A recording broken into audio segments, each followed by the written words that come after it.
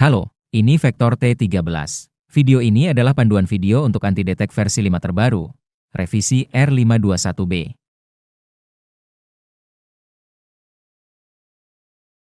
Video ini juga cocok untuk pengguna versi pribadi dan versi Patreon. Kita akan bedah bedanya. Bagi pengguna yang sudah akrab dengan perangkat lunak saya sarankan perhatikan cap waktu di deskripsi video ini agar Anda bisa langsung ke bagian yang menarik dalam panduan video ini.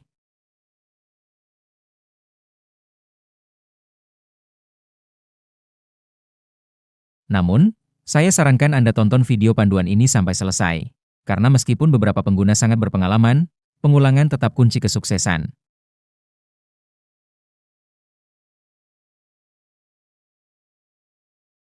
Jadi, saya sarankan untuk menonton video ini sepenuhnya.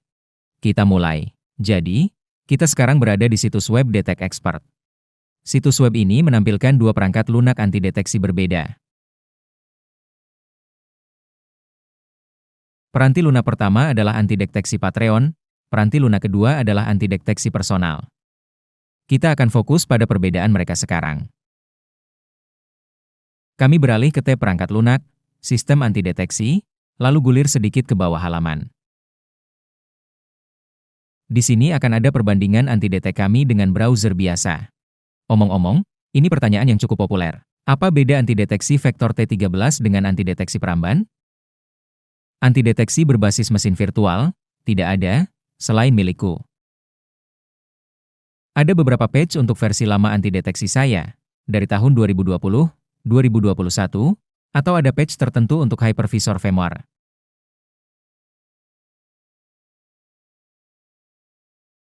Namun, ada perbedaan besar, yaitu VirtualBox memiliki edisi OC, Open Source Edition, yang memungkinkan kita mengubah sepenuhnya semua yang kita perlukan.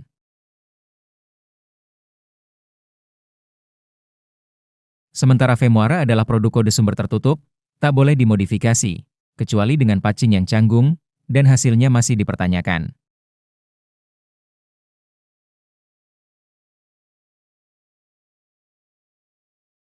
Dan, tentu saja, menghindari deteksi VM dengan patch tersebut mustahil.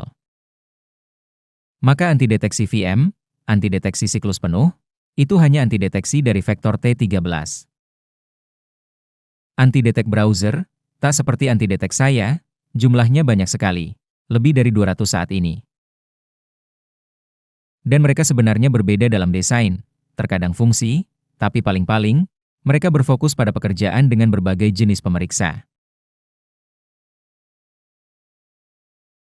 Dan di sini, saya ingin memberi Anda contoh kecil.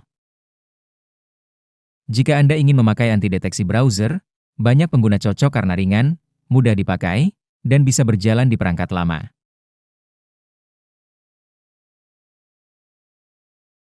Namun saya ingin segera menarik perhatian Anda pada satu hal penting.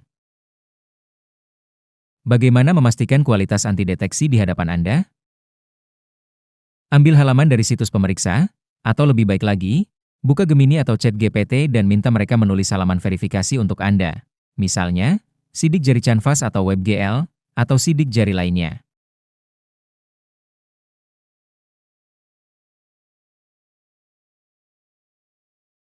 Mereka akan memberikan kode yang dapat Anda simpan secara lokal di komputer Anda. Lalu coba jalankan kode ini di dalam anti-detek browser Anda.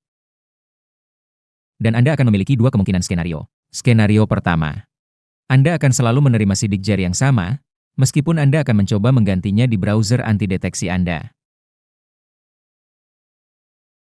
Pilihan kedua, memang, Anda mungkin menerima perubahan pada cetakan ini, meskipun ini adalah halaman lokal yang dimuat dari PC Anda.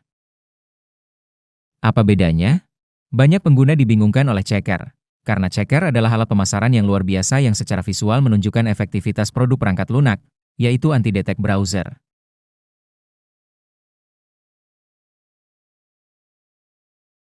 Masalahnya, sebagian besar peramban anti-deteksi secara khusus menargetkan pemeriksa ini. Dan jika Anda mengunduh pemeriksa situs ini ke PC lokal Anda, tidak ada penipuan yang akan berfungsi karena mereka hanya menipu berdasarkan alamat sumber daya web atau alamat skrip yang dapat dieksekusi.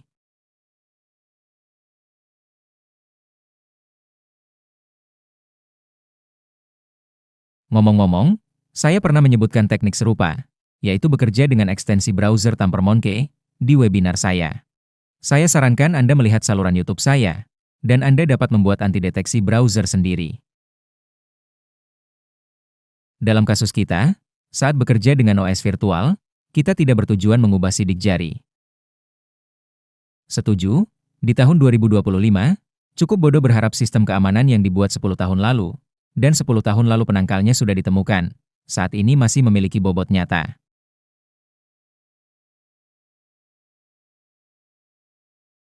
Jika kita ingin melindungi diri, dan kita, misalnya, direktur perusahaan besar, kecil kemungkinan kita akan memakai teknologi yang sangat mudah diubah dengan ekstensi browser apapun, atau secara manual. Namun, perubahan yang benar, ini adalah hal yang berbeda dan sangat menarik. Intinya, Anda bisa membuat jutaan sidik jari canvas, 2 juta sidik jari WebGL, dan situs web akan benar-benar menggunakan teknologi ini. Tapi mereka akan menggunakannya sebagai honeypot untuk menentukan kapan sistem anti-detection dipakai, dan kapan tidak. Mengenai honeypot, saya ingin menarik perhatian Anda ke sini juga. Oh, berbagai situs pemeriksa. Pendapat pribadi saya, dan saya selalu mencoba mengajarkannya kepada pengguna. Anda tak perlu memeriksa situs checker sebelum kerja. Jika Anda hanya ingin mengevaluasi efektivitas perangkat lunak, silakan kunjungi situs pemeriksa manapun yang Anda butuhkan. Jika sebelum bekerja Anda masuk ke sumber ini, situs pemeriksa, dan mencoba melihat apakah sidik jari Anda berubah atau kualitas IP Anda, itu sama saja dengan sebelum melakukan kejahatan. Anda pergi ke kantor polisi setempat dan bertanya.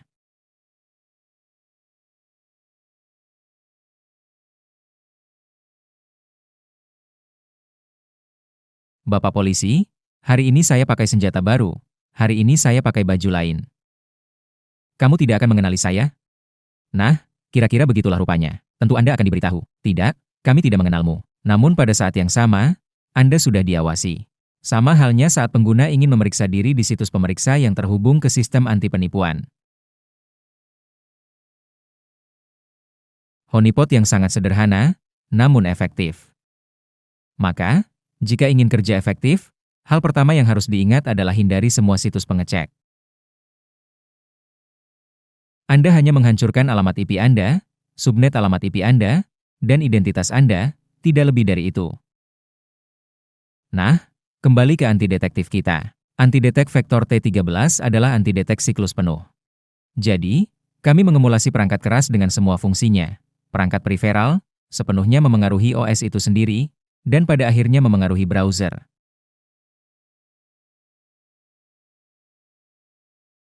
Artinya, kita hampir tidak melakukan manipulasi pada browser, kecuali dalam beberapa fungsionalitas kita menyematkan, misalnya, penuaan browser. Selebihnya, kita bisa bekerja dengan browser versi resmi yang benar-benar legal, tak peduli browser apapun itu. Termasuk, saya ingin kembali ke topik sidik jari di sini. Namun, jika Anda ingin menggunakan perubahan identifikasi karena tekanan publik, Anda bisa melakukannya dengan perangkat lunak kami.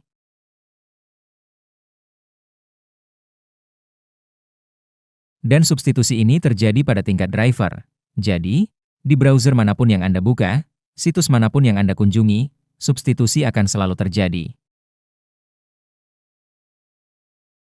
Tidak perlu melakukan apa-apa secara manual, karena, saya ulangi, semuanya terjadi pada tingkat driver. Mari kita lanjutkan. Anti-deteksi. Versi apa sajakah yang dia miliki? Ada versi bernama Premium Edition, atau disebut juga Patreon Premium Edition. Versi ini adalah uji coba, cocok bila Anda tak perlu alat berat untuk ribuan akun, melainkan hanya ingin menyembunyikan identitas dari situs ban online yang menyimpan dana, atau saat ingin menyembunyikan lokasi geografis Anda ketika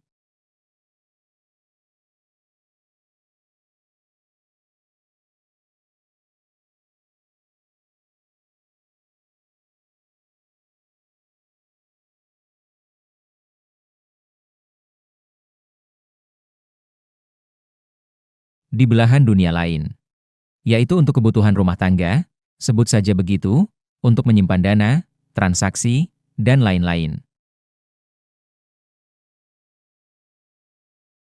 Namun, Jika pengguna perlu membuat akun secara massal, atau melewati sistem anti-fraud besar, maka Personal Edition cocok untuknya. Apa itu Personal Edition dan jenisnya?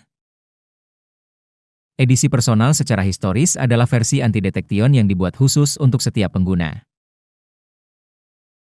Saat ini kami telah menyederhanakan proses ini. Dan bagaimana cara kerjanya? Ada dua versi Personal Edition. Ini Personal Edition dan Personal Edition Core. Apa itu versi Core dan Personal Edition? Apa bedanya? Ketika pengguna menghubungi kami untuk membeli perangkat lunak, profil terpisah dengan datanya akan dibuat untuk pengguna tersebut.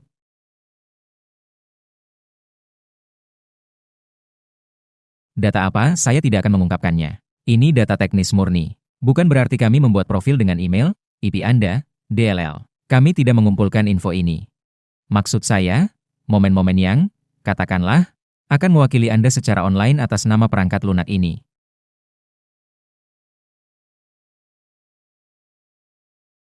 Profil ini sebelumnya telah disematkan secara terpisah di setiap salinan, dan bersifat unik. Saat ini, kami telah membuat versi core yang memungkinkan profil ini diunduh secara otomatis dari server kami saat pendaftaran perangkat lunak.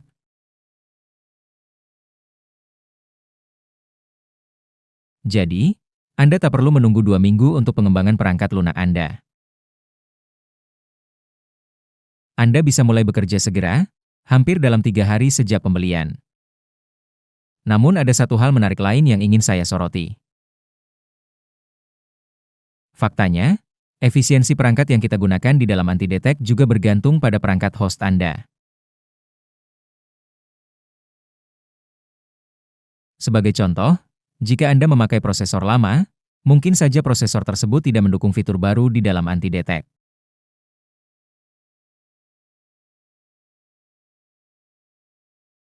Dan, akibatnya, ini mengarahkan kita kemana? Mengakibatkan saat ada software di anti-detect meminta fungsionalitas atau leave prosesor tertentu, error fatal dapat muncul yang melumpuhkan sistem.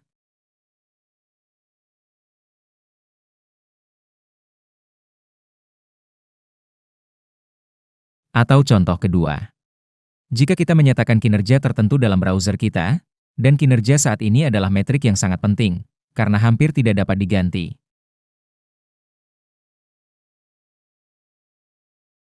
Jika kita mengklaim performa tinggi, namun menggunakan komputer lama, maka kita akan bermasalah tidak konsisten.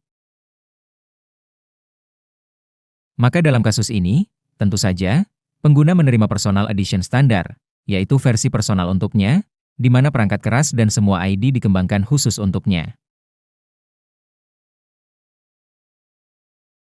Kami ingin menambahkan bahwa setiap pengguna dapat memperoleh versi personal ini, berbeda dengan versi core. Jadi, jika Anda ingin lebih cepat, secepat mungkin, dan tidak ada tugas spesifik, Anda bisa pakai Personal Edition Core. Jika Anda memiliki peralatan khusus atau situs web kompleks, saya sarankan untuk mendapatkan versi personal.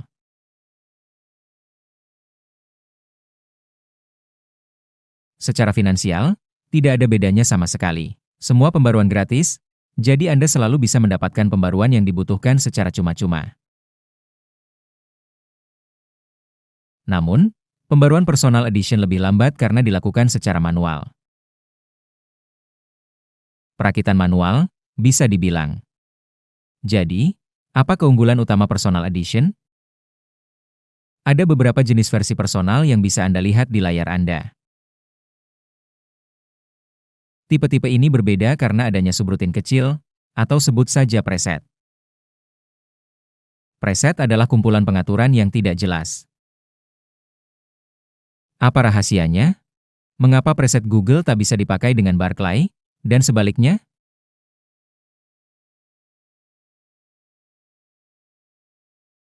Detail teknis tak akan saya buka, tapi beri contoh. Ada banyak sistem anti penipuan di dunia, dan sistem anti penipuan ini memiliki pengaturan regionalnya sendiri, ditambah pengaturan yang bervariasi tergantung pada siapa yang mengembangkan dan mengelola sistem tersebut.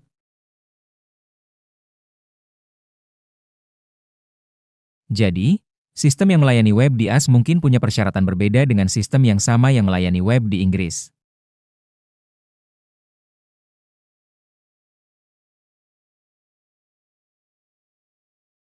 Setidaknya itu didefinisikan oleh norma GDPR, yaitu norma untuk memperoleh data pengguna. Di AS mereka lebih loyal, di Eropa lebih ketat. Maksudnya, di AS lebih banyak ID bocor ke jaringan, dan lebih banyak ID bisa digunakan melawan pengguna, sedangkan di Eropa jauh lebih sedikit.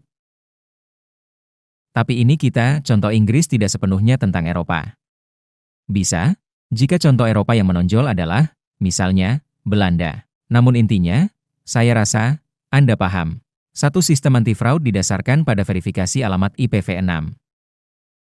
Bagi mereka, STA IPv6 yang berfungsi penuh sangatlah penting. Dan ini hampir semua sistem anti penipuan yang beroperasi di AS. IPv6 sangat vital. Sistem anti penipuan lain, misalnya, memeriksa perangkat periferal Anda. Mengapa? Karena, dalam kasus bank, klien korporat mereka yang menggunakan layanan ini selalu memiliki perangkat periferal.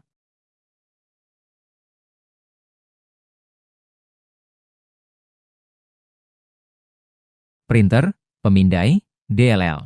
Sementara pengguna rumahan atau pengguna anti deteksi sederhana tidak akan melaporkan adanya peralatan tersebut. Contoh lain bisa tikus. Seolah-olah, identifier yang sangat sederhana, kursor kita yang kita lihat di layar sekarang. Namun, kursor ini memiliki beberapa parameter koordinat, tergantung pada mode yang digunakan. Ada parameter koordinat absolut yang memungkinkan untuk menangkap seluruh monitor, dan ada parameter sektoral yang memungkinkan analisis pada bagian tertentu, misalnya, pada tingkat jendela mesin virtual.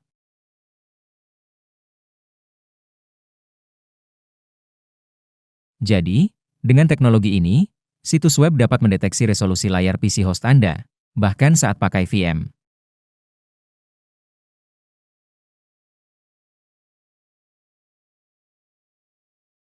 Dan ada banyak contoh seperti ini.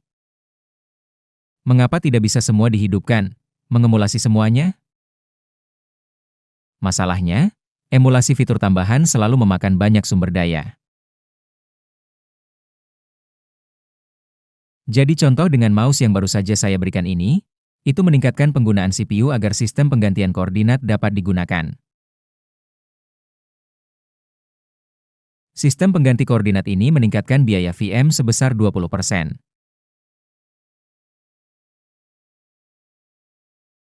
Kami menambahkan periferal, kami menambahkan lebih banyak, masing-masing, masalah memasangnya di dalam mesin virtual, memulai, polling oleh layanan Windows, dan sebagainya.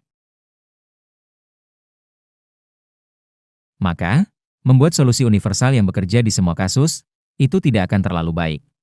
Jadi, untuk trek cepat, kita punya mobil sport, untuk off-road, kita punya Jeep. Untuk terbang, kita pakai pesawat. Setuju? Bodoh sekali mencoba melewati gurun dengan pesawat bagus.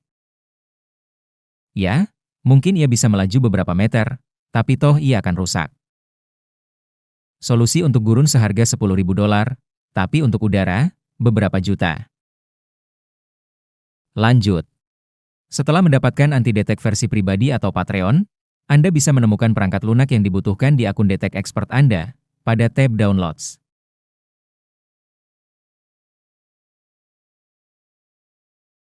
Seperti yang saya katakan, versi anti-detect 5 core sudah tersedia. Jadi, jika Anda membeli versi personal tipe kelima, Anda dapat mengunduh versi core di sini, atau Anda dapat menghubungi dukungan, dan dukungan akan secara pribadi memberi Anda versi personal Anda, yang berbeda dari core, dibuat khusus untuk peralatan unik Anda.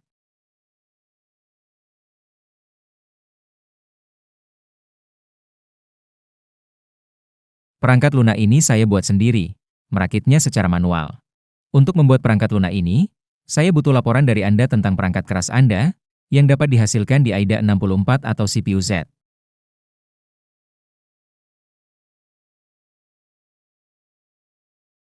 Berdasarkan data ini, saya akan membuat perangkat lunak untuk Anda, guna memastikan kecepatan dan efisiensi maksimal. Jika Anda pengguna Patreon Premium Edition, perangkat lunak yang relevan tersedia di sini untuk Anda. Anda tidak dapat menggunakan versi personal, karena setiap versi personal memiliki jenis dan jenis lisensinya sendiri. Jadi, Jangan coba menipu takdir. Dan setelah membeli langganan Patreon, unduh, misalnya, Antidetek Personal Version Type 8. Setelah unduh perangkat lunak ke komputer, perhatikan hal penting berikutnya.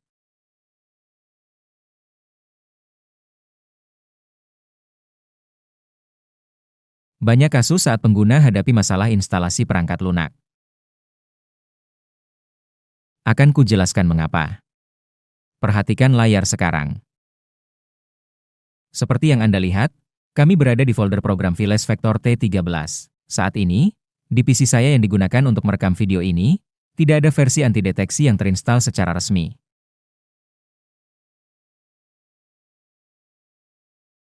Namun, bagaimanapun, berkasnya tetap ada. Ini terjadi karena banyak alasan. Kita tidak akan membahasnya sekarang agar tidak memperpanjang waktu siaran ini.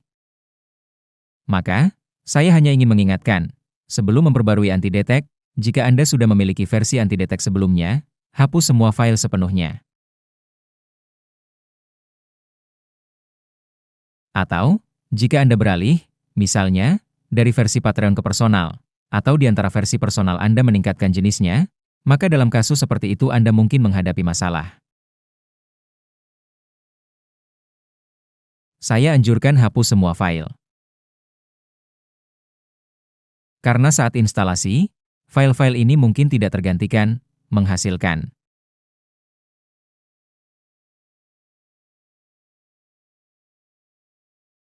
Ini sering menyebabkan berbagai kesalahan. Maka, periksalah folder instalasi antidetek Anda. Berikutnya, ini file instalasi kami.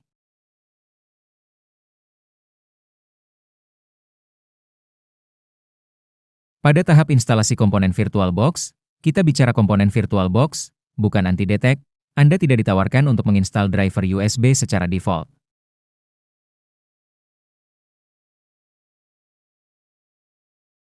Mengapa itu terjadi? Masalahnya, driver USB mengurangi kinerja perangkat lunak dan, dalam banyak kasus, pengguna tidak memerlukannya. Namun, jika Anda ingin memasang webcam eksternal ke dalam antideteksi, atau menggunakan dongle Wi-Fi dan perangkat USB lainnya, maka Anda perlu menginstal driver.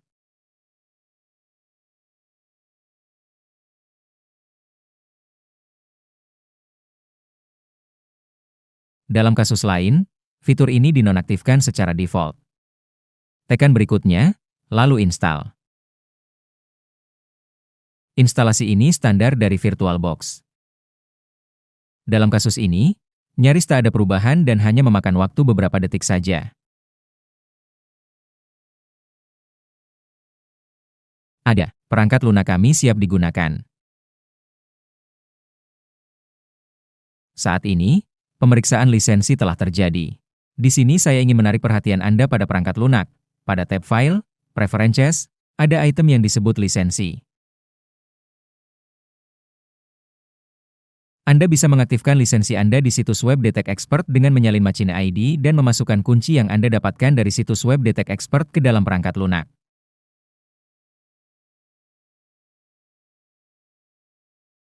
Setelah itu, lisensi Anda akan aktif. Terkadang, Anda mungkin menghadapi pemblokiran oleh penyedia layanan. Ini terjadi di wilayah dengan sensor ketat. Makanya, saya sarankan dalam kasus ini pakai VPN sebagai opsi. Intinya, kami tidak memakai sistem buatan sendiri.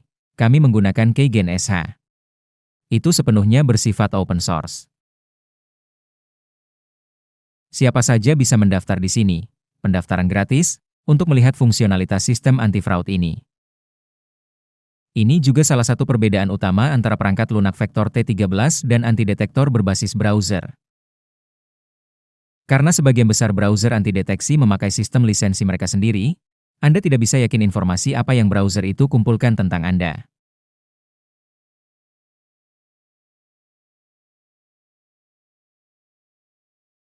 Jika menggunakan software Vector T13, satu-satunya koneksi yang akan Anda temukan adalah koneksi pertama, mengunggah file profil Anda.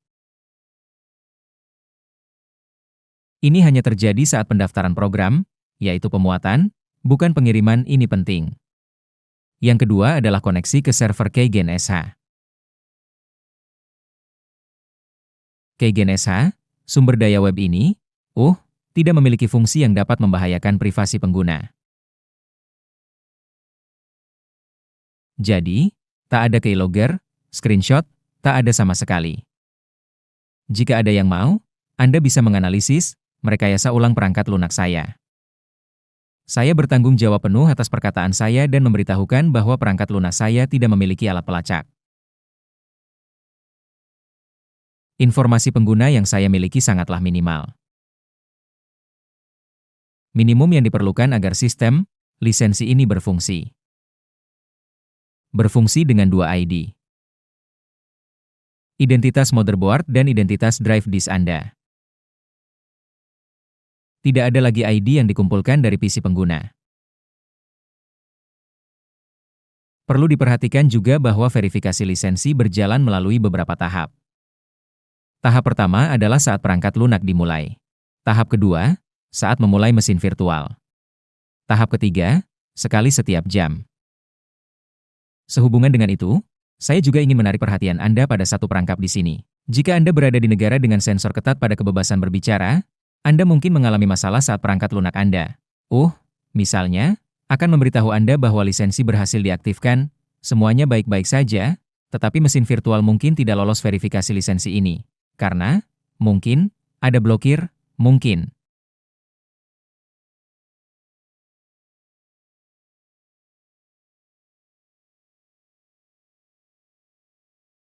Aturan firewall dan lainnya. Jika VM gagal validasi lisensi saat startup, maka akan dimulai dengan pengaturan VirtualBox default.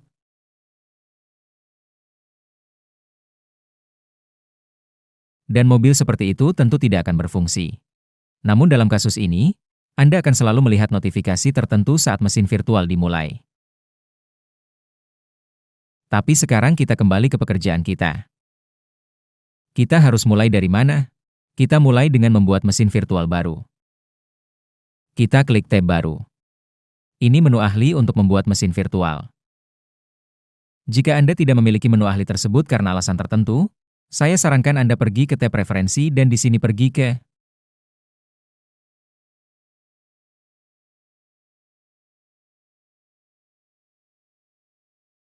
momen saat kita ada di sini.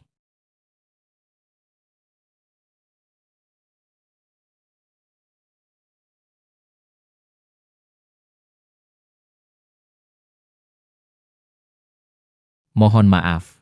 Di atas ada tombol basic dan expert. Maka, jika memilih basic, pembuatan VM juga dalam mode basic. Jika kita memilih pembuatan VM dalam mode expert, maka wizard pembuatan VM kita juga akan dalam mode expert. Kami baru saja memperbarui antarmuka, jadi saya sedikit bingung. Tapi tidak apa-apa. Latihan, saya ulangi, latihan adalah apa yang saya katakan kepada Anda di awal pelajaran kita. Bahkan orang yang bekerja dengan perangkat lunak ini 24 jam sehari, 7 hari seminggu, juga berhak kadang-kadang bingung. Jadi, apa yang harus kita masukkan? Nama VM. Saya sarankan memakai huruf Latin, alfabet Latin, dan tidak memakai simbol khusus. Ini akan mempermudah Anda dan mencegah banyak kesalahan yang mungkin timbul jika menggunakan simbol khusus dalam nama mesin virtual.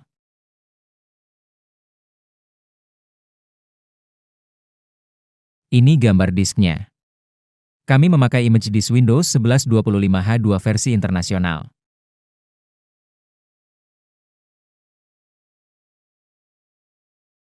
Anda bisa pakai yang lain, tapi saya sarankan Windows 11 terbaru. Pertama, efisiensi kerja di Windows 11 saat ini lebih tinggi daripada di Windows 10.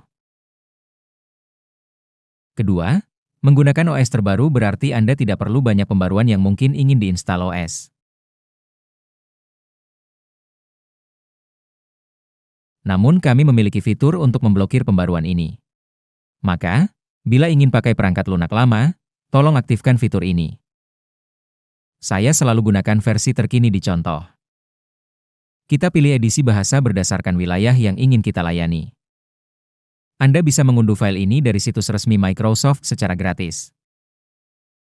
Saya tidak menyarankan penggunaan build seperti Windows Tiny, LTSC, atau lainnya. Mengapa? Karena mereka tidak punya fungsionalitas yang kami butuhkan. Kita harus 100% legit, dan 100% sesuai pengguna sungguhan.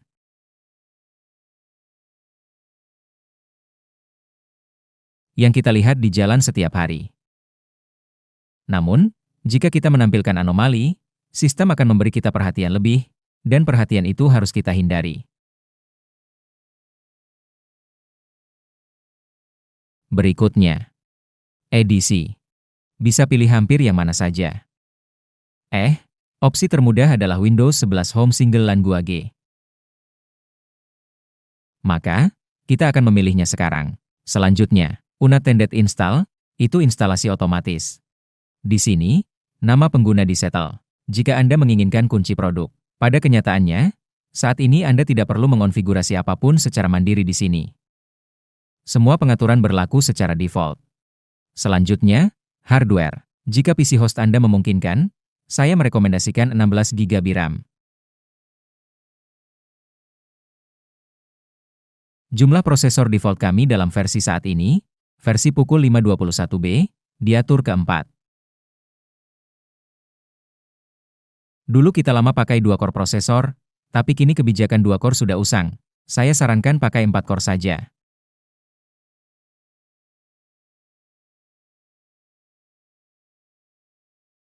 Lalu, opsi Enable EFI. Poin krusial ini tak boleh dinonaktifkan. Jika Anda mencoba mematikannya, Anda akan mendapatkan notifikasi yang sesuai. Jika opsi EFI dinonaktifkan, Anda tidak akan bisa mengemulasi perangkat keras secara penuh. Peralatan akan beroperasi sebagian dan jangan nonaktifkan item ini. Ingat ini selamanya. Selanjutnya, tab hard disk. Di sini Anda hanya perlu menekan preload full size. Jika Anda bekerja dengan perangkat lunak lokal, seperti platform ujian, maka kami menyetel ukuran disk kami menjadi 256 GB, bukan 1 TB, dan memilih preload full size. Dalam kasus ini, VirtualBox akan mengambil seutuhnya, misalnya, 256 GB dari penyimpanan disk host Anda.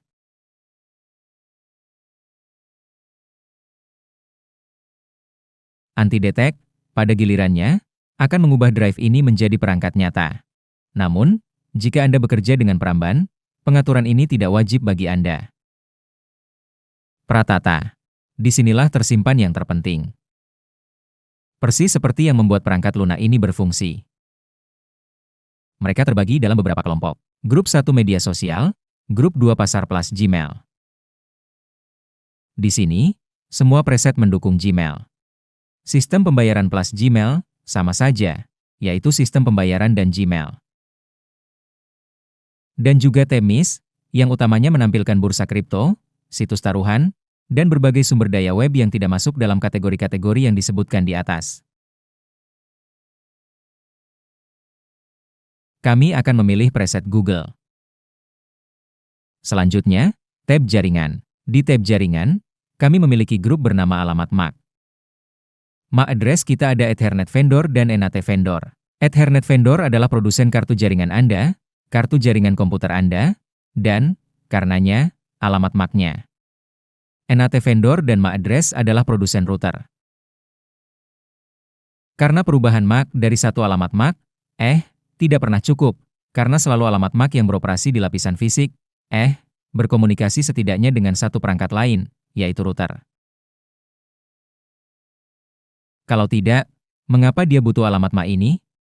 Juga, server DNS. Di sini Anda bisa menyetel server DNS yang Anda inginkan, dan itu akan secara default tertanam dan tidak dapat diubah. Itu ditanamkan ke driver perangkat jaringan dan memastikan tidak ada kebocoran. Tentu saja, Anda bisa cek info lengkapnya di saluran YouTube saya. Secepatnya, mari kita bahas. Menggunakan server publik seperti Google, Cloudflare, atau Quad 9. Saya tidak merekomendasikan Verisign karena mereka melacak pengguna dan membuat profil terpisah tentang aktivitas IP dan situs web yang dikunjungi IP tersebut.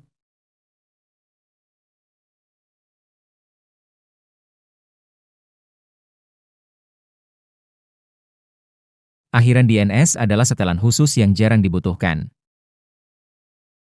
Itu memungkinkan kamu menyamar sepenuhnya sebagai penyedia. Akhiran DNS digunakan saat DNS asli tidak tersedia. Ya, katakanlah, dengan sedikit syarat. Bayangkan kita masukkan, misalnya, DNS Sufisland di sini. Maka browser Anda, saat Anda ingin mengetik, misalnya, mail, hanya mail, browser Anda akan otomatis menambahkan DNS Sufisland dan memeriksa apakah sumber daya tersebut tersedia.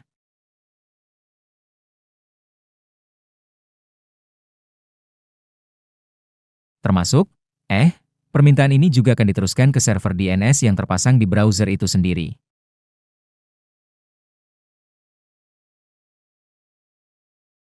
Dengan kata lain, jika Anda menulis Gmail, bukan mail, misalnya, melalui alamat DNS internal, resolusi DNS yang terpasang di Chrome, misalnya, akan mengajukan permintaan ke Gmail LAN, lalu dialihkan ke gmail.com.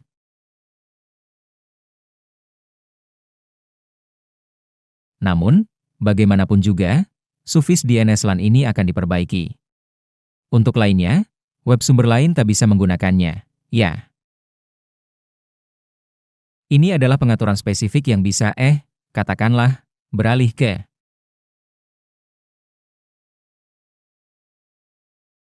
Identifikasi Anda hanya dari sisi server DNS. Selanjutnya, modus proxy. Anda bisa pakai beberapa mode. Mode tanpa proxy atau Tron. Tron adalah perangkat lunak tambahan yang bukan saya pengembangnya, dan perangkat lunak ini akan berada di desktop Anda saat sistem operasi dimuat.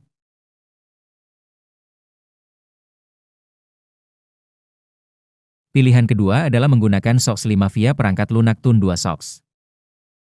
Versi yang sangat tua. Saya tidak merekomendasikannya saat ini. Ia berada di perangkat lunak kami hanya karena pembaruan produk perangkat lunak ini sedang berlangsung saat ini. Dan mungkin saja dalam 1 atau 2 bulan ke depan kita akan mendapatkan proxy terbaik di dunia, berdasarkan proyek Tun 2 SOX yang lama ini. Dan opsi ketiga adalah menggunakan klien OpenVPN standar. Di sini OpenVPN versi 261. Menggunakan OpenVPN juga tidak disarankan karena ada banyak pola yang menyebabkan identifikasi pengguna OpenVPN.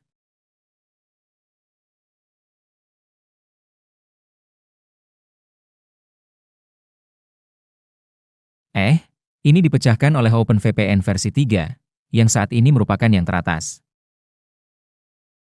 Atau, sebagai alternatif, Anda bisa gunakan konfigurasi OpenVPN, mungkin dengan router virtual. Contoh nyata router virtual adalah router virtual Jetline. Lalu, waktu, zona waktu. Anda dapat memilih negara bagian dan kota yang Anda inginkan di sini. Semua kota besar ada di sini, memungkinkan Anda untuk mengatur waktu dan zona waktu secara langsung di dalam mesin virtual Anda. Berikutnya, koordinat GPS. Koordinat GPS memungkinkan kami menggunakan, koordinat GPS yang kami butuhkan. Misalnya, saat menggunakan sensor GPS. Saat Anda menyetel koordinat GPS di sini, perangkat terpisah dibuat, yang sepenuhnya memiliki semua ID dari yang asli, dan itu menunjukkan di mana tepatnya Anda berada di peta. Dan contoh paling jelas sebagai verifikasi. Anda bisa menjalankan layanan seperti Windows Maps, atau memakai geolocation API di Pramban, dan situs akan menunjukkan geolokasi sesuai koordinat GPS yang Anda atur. Sedikit di bawah ada blok pengaturan jaringan yang lebih rinci. Secara default, saya menyarankan untuk membiarkannya saja. Dan mengulas detail setiap poin ini sekarang tidak perlu, karena setiap poinnya sudah informatif dari namanya.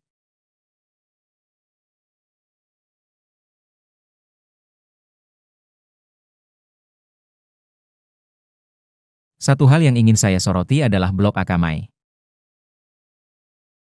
Fitur ini sebelumnya aktif secara default. Secara default kami selalu memblokir jaringan Akamai, namun saat ini pengaturan tersebut tidak lagi efektif. Berbeda dengan pemblokiran server Akamai sederhana, Kami kini dapat meniru aktivitas di infrastruktur Akamai.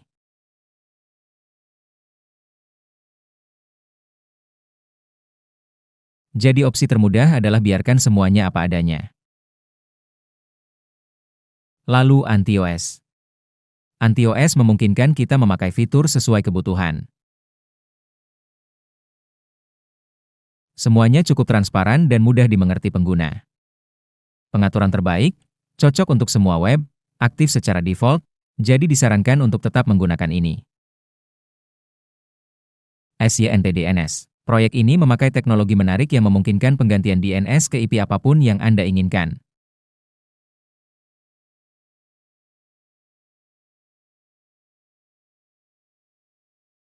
Jadi, dengan kata lain, Anda bisa mengatur DNS dari jaringan manapun yang Anda inginkan, sepenuhnya, dan semua tes verifikasi DNS akan melaporkan bahwa Anda menggunakan alamat IP yang Anda masukkan di sini. Namun, proyek ini saat ini, agak usang dan sedang dihentikan.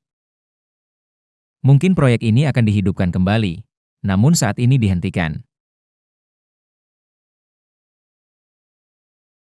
Namun, fungsionalitasnya tetap ada di anti-deteksi, dan kami belum berencana menghapusnya, karena sistem anti penipuan sering mengalami perubahan.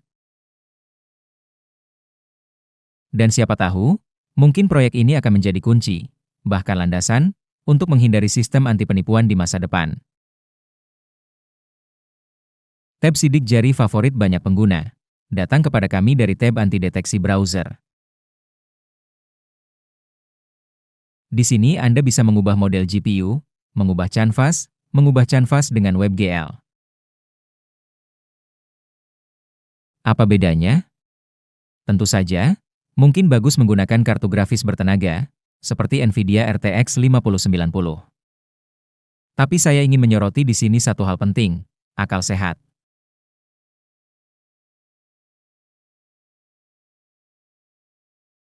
Jika Anda menggunakan komputer dan kartu grafis lama, meniru kartu grafis kuat adalah hal sia-sia.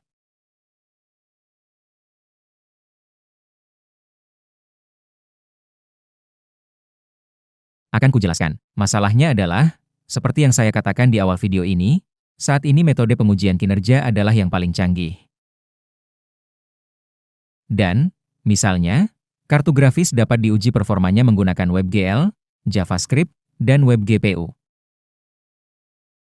Dan setuju, jika kartu grafis Anda, yang Anda klaim 5090, tetapi pada saat yang sama Anda memiliki kinerja setingkat kartu grafis terintegrasi Intel, nah, itu mungkin tidak terlalu baik untuk Anda.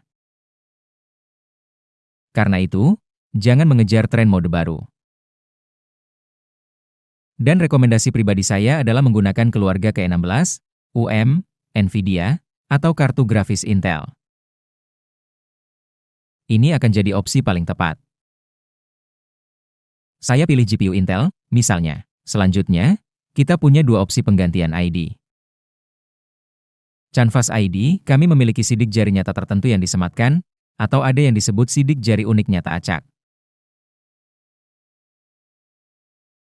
Cetak jari real fingerprint 1-10 ini sangat disukai pengguna, karena semua pemeriksa akan selalu menyatakan bahwa cetak jari ini tidak unik.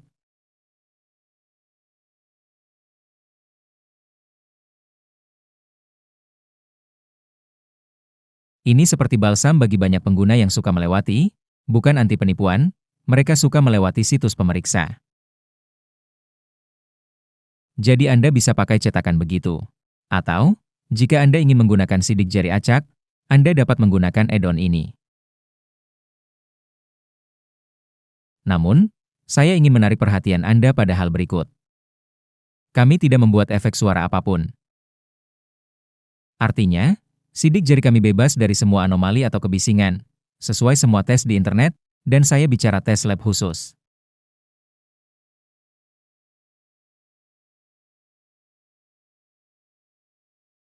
Konstruksi di sini terjadi pada level manipulasi driver kartu grafis, dan tidak ada tes yang dapat mengungkapkan perbedaan dalam jejak kami.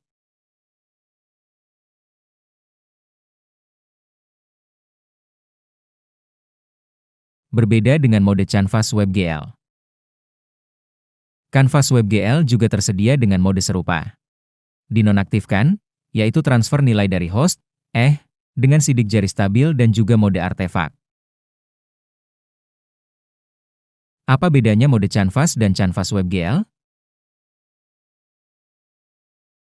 Mode Canvas hanya mengganti sidik jari Canvas dan tidak menyentuh sidik jari WebGL. Sedangkan mode Canvas WebGL mengganti Canvas dan WebGL, yang tampaknya bagus, dan Anda dapat menggunakan mode ini tanpa masalah.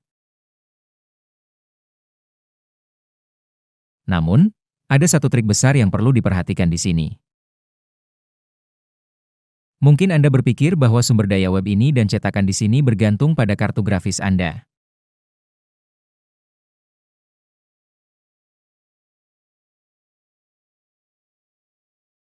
Tidak, itu tidak bergantung pada kartu grafis Anda. Ini penemuan kecil, mungkin, bagi banyak dari Anda. Intinya, Canvas dapat digambar tidak hanya dengan GPU, tetapi juga dengan CPU. Kemudian, hasil gambar CPU dan GPU dapat dibandingkan. Dalam kasus seperti itu, jika Anda menggunakan peralatan khusus, ada kemungkinan untuk menentukan bahwa rendering pada prosesor tidak akan sepenuhnya cocok untuk prosesor yang sedang Anda gunakan.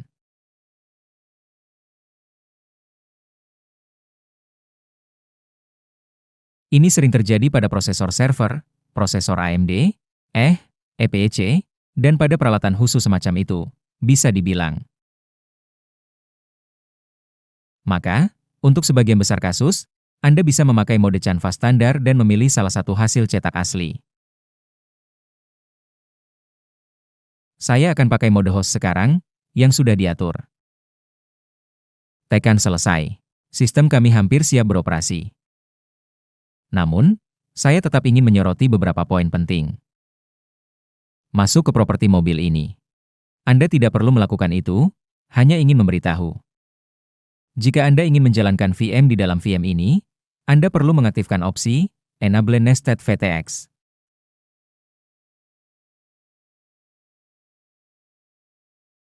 Dalam kasus itu, hypervisor akan diaktifkan di dalam mesin virtual Anda.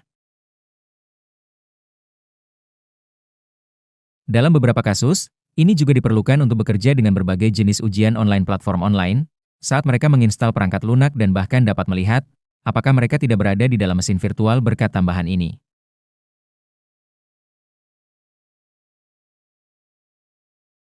Mohon perhatikan hal berikut. Jika Anda pakai SSD, NVMe atau SATA, saya rekomendasikan aktifkan opsi ini. Ini bisa tambah 10 hingga 15% performa.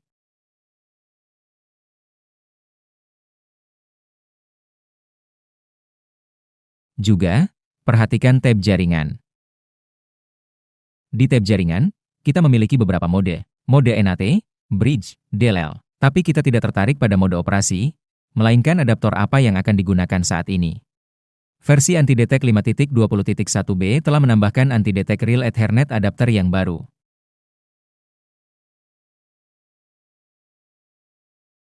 Saat ini, adaptor ini diwakili oleh keluarga kartu jaringan Realtek. Sejak 2018, saat AntiDetect muncul, hanya beberapa model kartu jaringan ditambahkan, dan engine-nya tetap sama selama 7 tahun ini.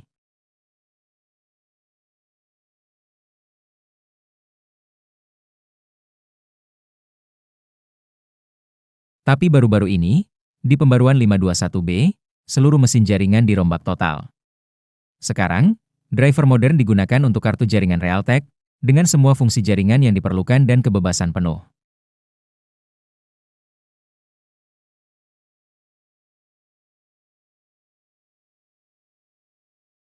Yaitu, pengguna dapat mengonfigurasi kartu jaringan ini sesuai kebutuhan melalui Device Manager standar Windows. Saya merekomendasikan adaptor ini karena saat ini yang terbaik untuk melewati sistem anti penipuan.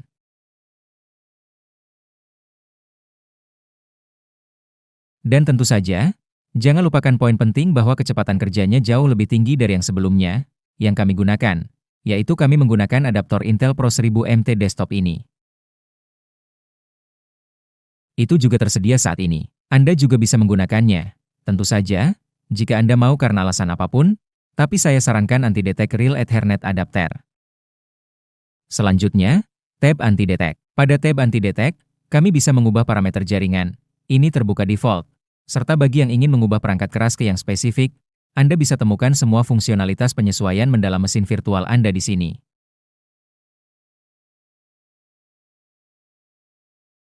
Kebanyakan pengguna tidak butuh ini. Sama seperti contoh yang akan saya berikan sekarang, contoh RAM. Jadi, kami bisa menampilkan, misal, ketersediaan RAM. Ya, ini penting untuk perangkat lunak lokal. Tapi untuk sumber daya web, pengaturan ini sama sekali tidak berarti. Menghabiskan waktu dan beberapa persen kinerja ekstra untuknya juga bukan prioritas kami. Namun, jika Anda bekerja dengan platform ujian atau perangkat lunak lokal, Anda tetap perlu mengatur semua slot RAM.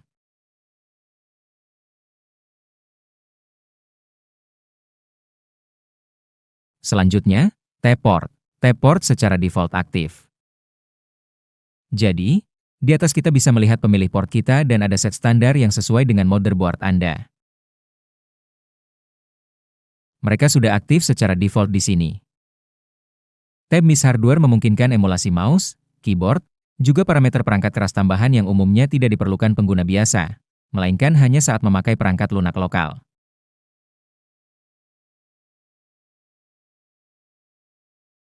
Saya mengenalkan tab ini hanya karena keberadaannya saja. Tidak perlu melakukan fine-tuning dalam kasus ini. Faktanya, 50 menit yang saya bicarakan ini, praktis hanya akan memakan waktu untuk mengunduh perangkat lunak dari situs Detect Expert, menginstal, membuat mesin virtual dalam waktu kurang dari 1 menit, dan memulai instalasi.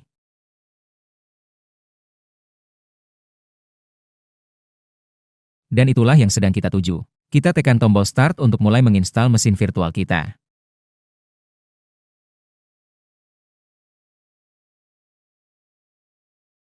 Di sini juga, seperti PC nyata, Anda perlu menekan tombol apapun agar sistem operasi mulai memuat.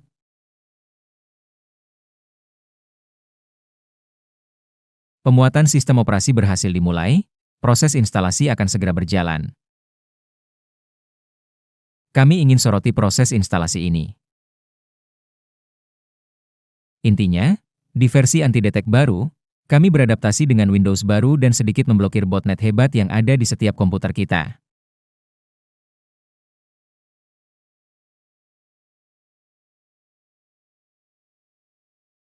Sekarang instalasi Windows bisa sepenuhnya offline. Sebelumnya, di build terdahulu, saat membuat mesin virtual, selama instalasi, mesin virtual kami sudah mulai berkomunikasi dengan server Microsoft bahkan sebelum kami mengatur proxy, dan sebagainya. Karena sebenarnya semua manipulasi lainnya, itu terjadi setelah prosedur jabat tangan dilakukan antara mesin virtual dan server Microsoft. Dan saat itu jelas terlihat bahwa pengguna dengan ID tertentu menggunakan proxy dan memalsukan datanya, karena dia mendaftar dari satu alamat IP, dan kemudian semua aktivitas berikutnya berasal dari alamat yang berbeda.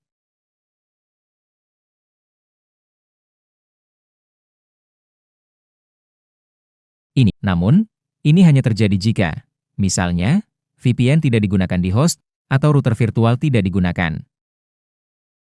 Jika menggunakan router virtual atau VPN di host, semua koneksi melalui perantara ini, dan tidak ada identifikasi yang terjadi.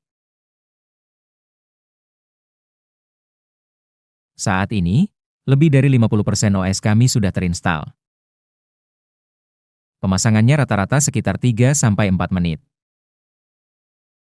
Kita jeda sebentar dan kembali saat sudah terinstall serta proses penyiapan dimulai.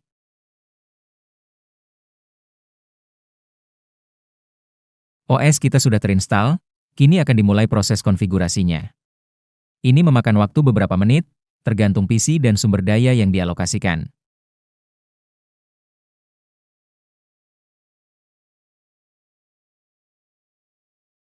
Saat ini, add-on tamu dan driver tambahan sedang diinstal.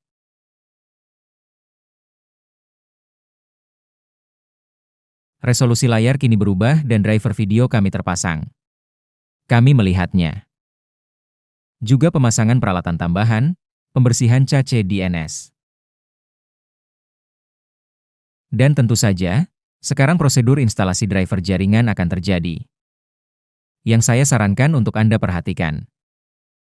Proses krusial, menentukan fungsionalitas jaringan Anda.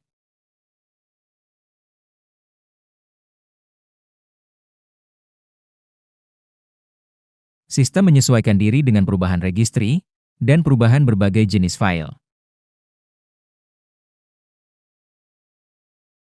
Dan sekarang kita lihat instalasi driver Realtek. Kita lihat driver terinstall, tes jaringan berhasil, dan akses internet, tentu saja, tersedia. Ayo cek kartu grafis kita. Untuk ini, buka Device Manager. Dan di tab Network Adapters, kita melihat kartu grafis kita Realtek Gaming Family Controller. Jadi, kartu jaringan kita telah terpasang dengan sukses. Kita juga akan memeriksa apakah menu anti-OS berfungsi. Menu anti-OS aktif, tapi nanti kita akan bahas apa itu menu tersebut. Kita akan menunggu proses konfigurasi selesai sekarang.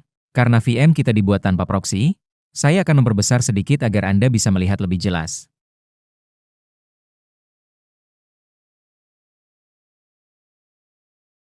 Karena VM kita tanpa proxy, sistem menyarankan kita install proxy di aplikasi Tron yang sudah terinstall di desktop kita.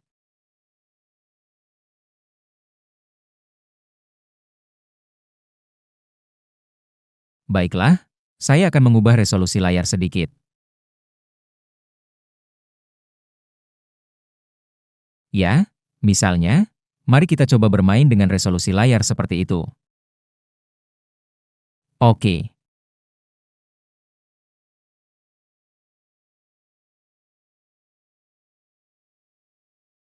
Aku membiarkannya. Akan kubiarkan seperti ini. Jadi, sistem menyarankan kita untuk menginstal proxy atau melanjutkan pekerjaan. Jika kita menggunakan bridge jaringan, kita tidak menginstal proxy karena sudah ada di bridge jaringan dan kita dapat melanjutkan pekerjaan kita. Tekan Enter atau tombol lain untuk melanjutkan ke proses konfigurasi selanjutnya. Koneksi jaringan kami sedang diperiksa. Itu ditampilkan tepat setelah pemeriksaan proxy dan lainnya selesai. Permintaan dari mesin virtual melalui HTTP2, HTTP3, pada protokol IPv4 dan IPv6 terjadi. Hasilnya Anda lihat di hadapan Anda sekarang. Jika Anda menemukan kebocoran di sini, Anda dapat menekan mulai ulang untuk mengulang tes jika Anda menemukan kebocoran dan telah memperbaikinya.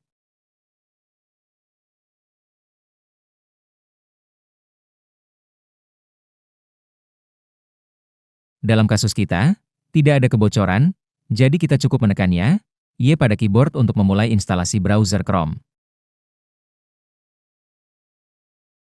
Chrome sedang diinstal, dan penyesuaian kecil dilakukan.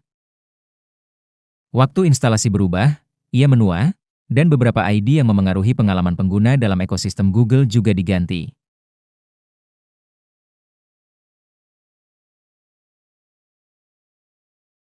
Tentu, saat ini tak semua ID punya bukti efektif, dan banyak yang kita ganti hanya fungsi eksperimental. Namun, penggantiannya tetap ada pada kami.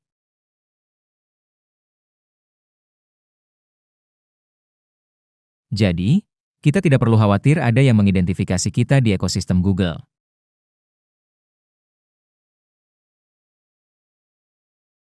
Peramban akan memuat ulang beberapa kali, dan sistem akan siap beroperasi. Ini adalah langkah final. Menunggu. Jendela harus tertutup sendiri. Kita lihat, jendelanya tertutup. Di desktop, ada folder Prosevier kami, Chrome, Edge Standard, dan Recycle Bin. Apa yang perlu diperhatikan? Tab Anti-OS. Tab Anti-OS sudah lama ada, namun baru-baru ini muncul dengan fungsionalitas baru. Apa kelebihannya? Kita bahas poin per poin. Poin pertama adalah aktivasi sistem operasi. Di sini, saya rasa Anda mengerti dari judulnya. Poin kedua adalah pengerasan peramban. Opsi pengerasan peramban memungkinkan konfigurasi privasi khusus di peramban Chrome. Jika Anda menekan penguatan browser, Chrome akan menutup, dan beberapa manipulasi akan dilakukan pada file lokalnya, yang kemudian dapat Anda lihat di tab bendera Chrome. Berikut geolocation. Anda bisa mengubah geolokasi. Jika Anda membuat dengan satu lokasi, Anda harus mengubahnya. Bisa langsung di sini, tanpa membuat ulang mesin. Karena saya tidak memasukkan geolokasi, poin ini sekarang tidak tersedia bagi saya, dan sistem mengatakan bahwa saya perlu membuat geolokasi. Jadi di sini juga perhatikan, jika Anda tidak mengatur geolokasi saat membuat VM, Anda tidak dapat mengubahnya nanti. Jadi, saya rekomendasikan untuk menyetel geolokasi. Pos berikutnya adalah Akamai Pumper versi pertama. Dahulu, di lokasi ini ada All Choke Pumper, yang memungkinkan kita membuat choke, seolah-olah menggunakan mesin waktu, mengesankan kita sudah pernah mengunjungi situs itu. Tapi fungsi All Choke Bot itu tetap mengaktifkan mesin virtual saat dibuat di tab anti-OS. Akamai Pumper, jika kita jalankan, bisa dilihat di Task Manager, ia akan meluncurkan banyak proses browser Chrome. Proses-proses ini akan mengunjungi sumber daya web yang terkait langsung dengan sistem Akamai, dan akan melakukan manipulasi tertentu pada sumber daya web tersebut.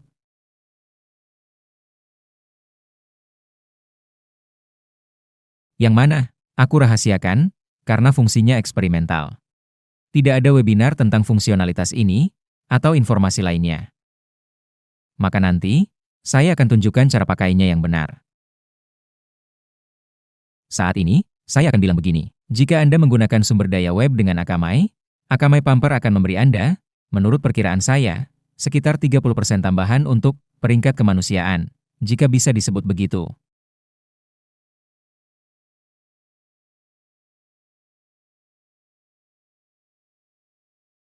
Selanjutnya VPN Hop Tuner. Kita akan mengujinya secara praktek. Fitur ini memungkinkan Anda menyembunyikan penggunaan VPN.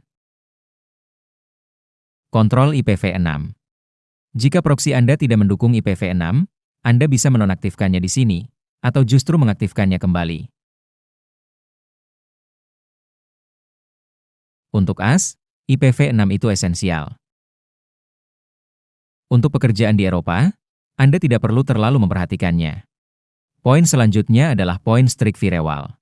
Strict Firewall memungkinkan penggunaan aturan kontrol jaringan yang ketat, menonaktifkan semua protokol kecuali TCP, UDP, semua protokol broadcast, menonaktifkan prioritas keluar layanan Windows. Artinya, meminimalkan kapabilitas bagi semua subjek OS, kecuali browser dan penjelajahan biasa.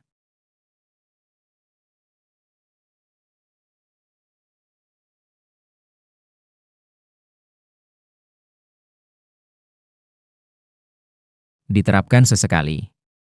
Pada dasarnya, ini adalah bidang kerja dengan kasino online.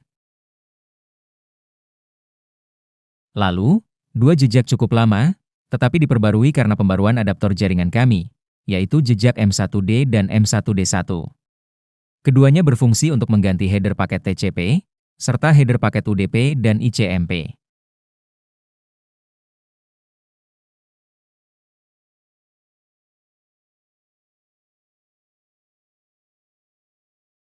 Mereka mendapatkan pembaruan karena pengaturan adaptor jaringan kini punya lebih banyak mode daripada sebelumnya.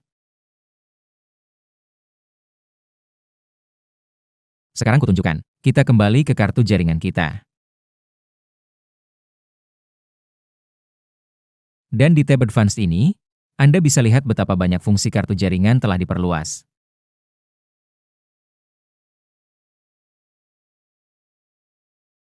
Dan, secara bersamaan, apa yang mengelola koneksi jaringan dan paket kita kini dapat disetel dengan lebih baik. Nah, pada dasarnya, bisa dibilang, itu saja. Satu-satunya yang belum kita cek adalah fungsionalitas hop. Sekarang mari kita coba untuk menggunakannya. Pertama, saya akan memasukkan distamu dan menginstalnya.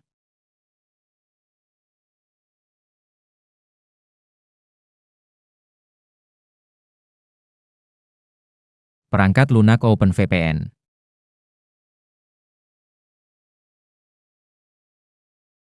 Pengaturan sembunyikan penggunaan VPN ini hanya berfungsi dengan VPN yang berjalan di mesin virtual. Namun, saya juga ingin menjelaskan di sini. Tidak semua VPN cocok dengan pengaturan ini. Semua tergantung arsitektur file Anda. Kami tidak punya file, jadi kami akan membuatnya sekarang.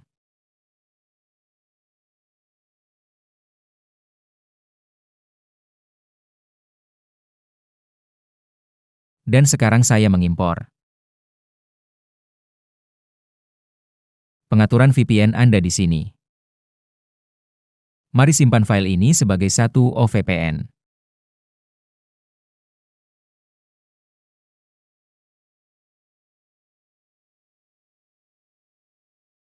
Dan kita akan menguji fungsinya.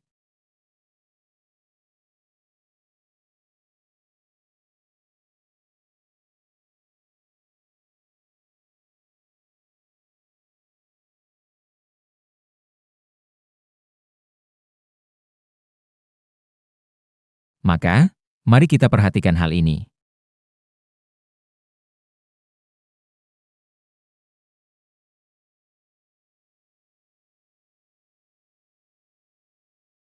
Buka tab IP address. Dan kita lihat, di mana TCP IP fingerprint digunakan, OS-nya Windows, MTU 1398, dan jaraknya 17 hop. Jadi, jarak kita ke sumber web tersebut adalah 17 perangkat.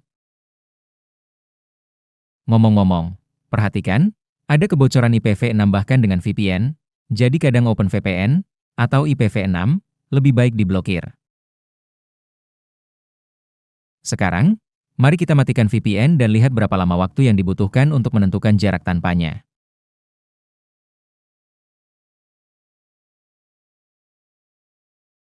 Hanya 3 hop. Jadi, 3 perangkat berada di antara perangkat kita dan sumber daya web. Mari kita aktifkan VPN lagi dan gunakan fungsionalitas untuk mengubah parameter ini.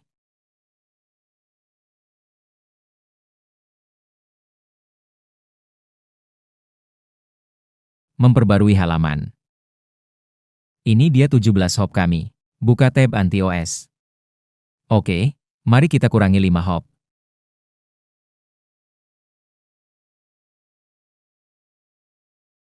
Menunggu perintah selesai. Perhatikan angka 17. Kami memperbarui halaman kami. Tidak ada perubahan. Kami memperbarui halaman lagi dan kami mendapatkan 5 hop. Di sini Anda bisa bilang matematikanya meleset, tapi sayangnya, ini terjadi tergantung pada konfigurasi VPN yang Anda pakai. Kita juga bisa. Di tab VPN Hop Tuner sekarang, mari kita kurangi 3 hop.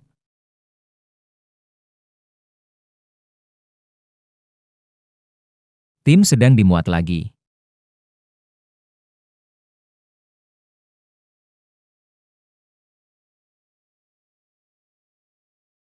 Semua tergantung bagaimana OpenVPN ini, terpasang dengan benar.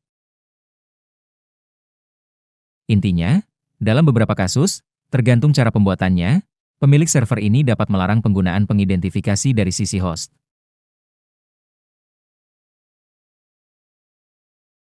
Secara default, OpenVPN selalu transparan, artinya ia mentransmisikan semua parameter lalu lintas dengan lengkap, persis seperti yang ada di host utama Anda.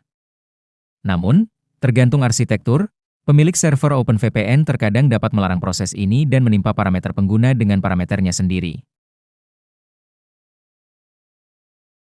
Maka pengaturan ini tidak akan berfungsi.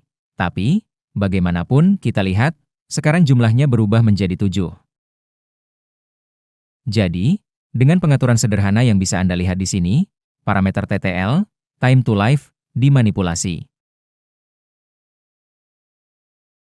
Dan, secara bersamaan, parameter time to live ini bisa bertambah atau berkurang.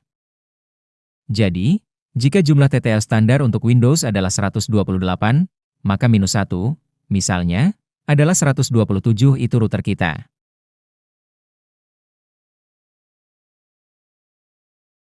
Jadi, kita paham bahwa setelah router kita, TTL paket kita akan selalu 127. Jika VPN campur tangan, TTL paket yang mencapai sumber daya web ini bisa, misalnya, 117, dan seterusnya. Untuk mengkompensasi ini, pengaturan ini diperkenalkan, Ia memungkinkan peningkatan parameter TTL awal di komputer kita agar saat terhubung ke sumber daya web itu sendiri, jumlah TTL yang terkontrol dengan jelas yang kita butuhkan untuk menyembunyikan penggunaan VPN mencapai sumber daya web.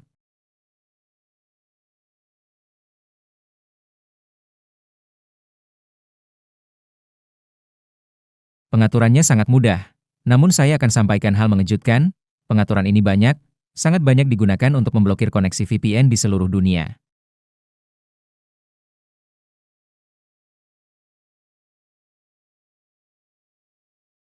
Jadi Anda sudah punya penawarnya. Terima kasih atas perhatian Anda. Anda bersama Vektor T13.